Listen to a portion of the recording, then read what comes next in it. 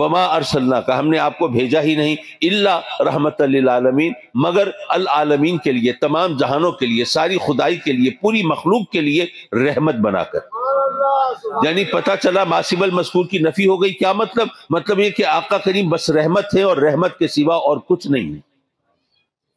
ایک صاحب نے بڑا سپرفیشل سا، بڑا سطحی سا اعتراض کیا، کہنے لگے جناب آپ بھی کمال کرتے ہیں، رب کائنات نے کوئی ترکیب کسی حوالے سے استعمال فرمائی ہو، آپ جناب گرامر کی اور گردان کی دم پکڑ کے شروع ہو جاتے ہیں، جناب وہ ہر ایک کے لیے رحمت ہے اور جناب وہ رحمت کے سوا اور کچھ نہیں ہے۔ بھائی وہ کسی کے باپ بھی ہیں، بیٹے بھی ہیں، بھائی بھی ہیں، وہ کسی کے استاد بھی ہیں، مربی بھی ہیں، معلم بھی ہیں، پڑوسی بھی ہیں، ہمسائے بھی ہیں، آپ کہتے ہیں جی بس وہ رحمت ہے اور رحمت کے سوا اور کچھ نہیں۔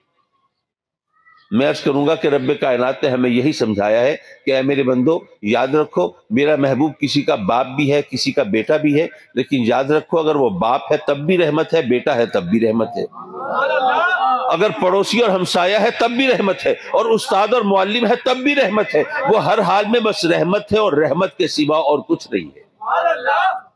اچھا ایک صاحب نے ذرا ٹیکنیکل اعتراض کیا، کہنے لگے کہ جناب قرآن کی ایک اور آیت بھی ہے وما محمد الا رسول، یہاں پر بھی وہ نفی اثبات کا انداز ہے، یہاں بھی حصر قائم ہو رہا ہے، یہاں بھی ماسب المذکور کی نفی ہے۔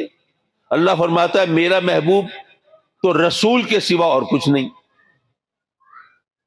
اب ایک آیت کہتی ہے وہ رحمت کے سوا اور کچھ نہیں، دوسری آیت کہتی ہے وہ رسول کے سوا اور کچھ نہیں۔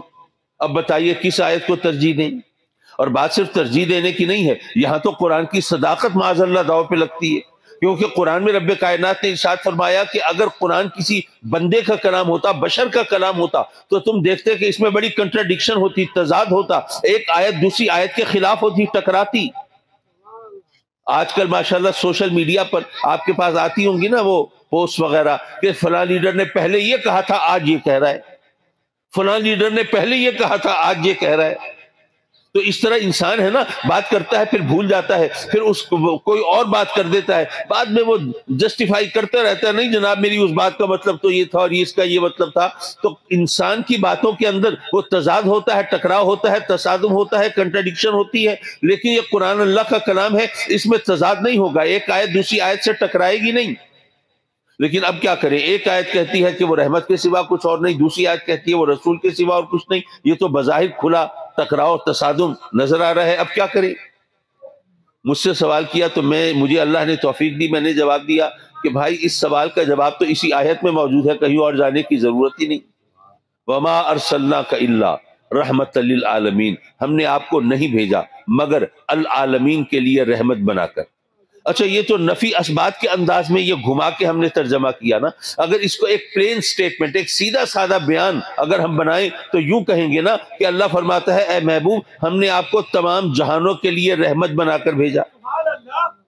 میں پھر ریپیٹ کرتا ہوں، ہم نے آپ کو تمام جہانوں کے لیے رحمت بنا کر بھیجا۔ تو یارو جس کو بھیجا جائے وہی تو رسول ہوتا ہے نا، رسول کا مطلب کیا ہے؟ بھیجا ہوا۔ تو یہاں پر اس رسول ہونے کی نفی کہاں ہے؟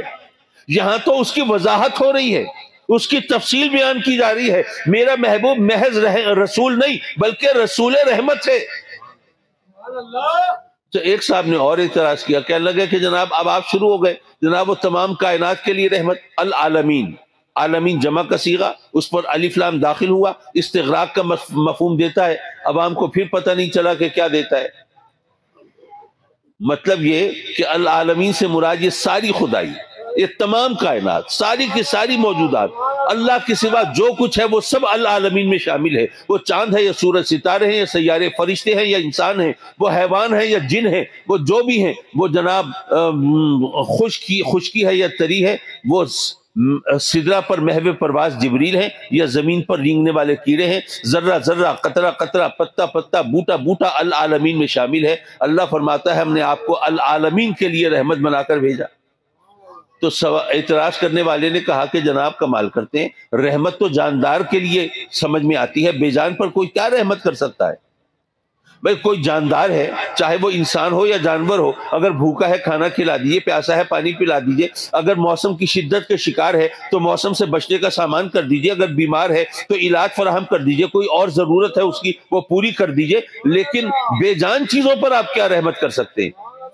ایک پتھر ہے، اس کو آپ جناب تندور میں ڈال دیں یا ریفریجریٹر میں رکھ دیں، پتھر کو کیا فرق پڑتا ہے؟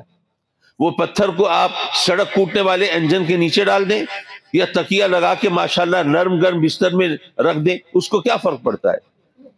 تو بے جان چیزوں کے لیے تو رحمت کا تصور ذہن قبول ہی نہیں کرتا.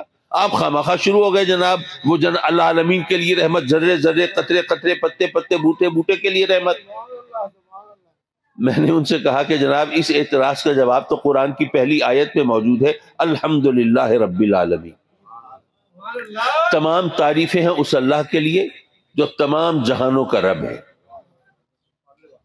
حضرات مکرم، ویسے اگر آپ غور کریں تو رب کائنات نے اس مختصر سی آیت میں تمام تعریفیں سمیٹ کے رکھ دی ہیں. وہ کیسے؟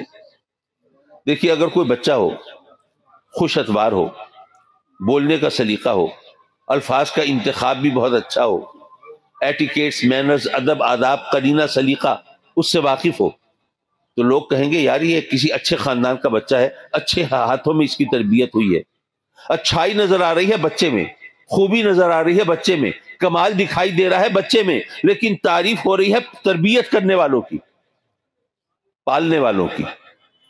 تو یارو اگر بچے میں اچھائی نظر آئے تو پالنے والے کی کا کمال ہے، اس کا کریڈٹ پالنے والوں کو جاتا ہے.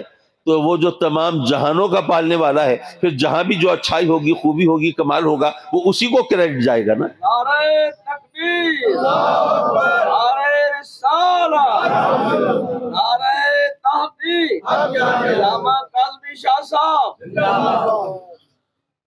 حضرات مکرم، اب اللہ تبارک و تعالیٰ تمام جہانوں کا رب ہے، العالمین کا رب ہے.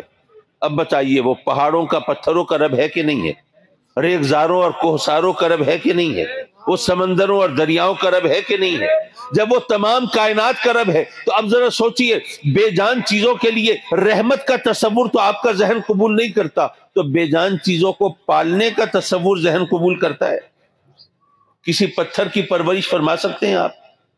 کوئی خدا نہ خواستہ بے اولاد ہو تو کسی پتھر کو گود لے لے، پھر اس کو پڑھانا لکھانا بھی ہوگا، کالج بھی بھیجیں گے، ماشاءاللہ شادی بھی کرنی ہوگی. اب پتھروں کے ویسے تو اولاد نہیں ہوتی، پھر پیروں فقیروں کی شامت آئے گی. بھئی اگر بے جان